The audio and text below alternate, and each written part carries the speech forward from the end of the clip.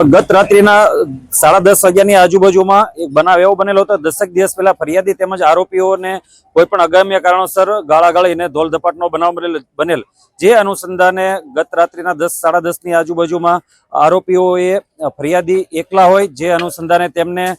ત્યાં રેકી કરીને જોયું કે એકલો આરોપી અને એનો મિત્ર બે જ હોય, જેથી આ 5 થી 6 આરોપીઓ એકઠા થઈ અને ફરિયાદી શ્રીને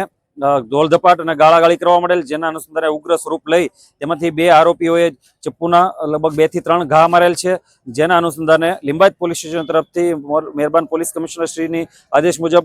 તમામ ગુનેગારોને જો કાયદામાં રહેશો તો ફાયદામાં રહેશો તે મુજબ 326 મુજબ ગુનો નોંધી અને આરોપીને ગણતરીની કલાકમાં આખી રાત મહેનત કરીને 5 આરોપીઓ તેમજ 1 આરોપી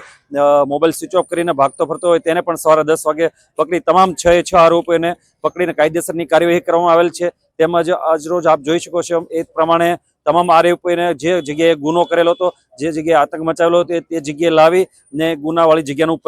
રિકન્સ્ટ્રક્શન પંચનામું કરવામાં આવેલ છે। આ કોઈ ગેંગના સાગરીતો નથી, પરંતુ એક યુસુફ કરીને છે અગાઉ આરોપી, એ ગુજસીટકનો આરોપી હતો। તેનો નાનો ભાઈ આસિફ કરીને હતો, એ અને એની સાથેના બીજા એમના 5 થી 6 મિત્રો હતા।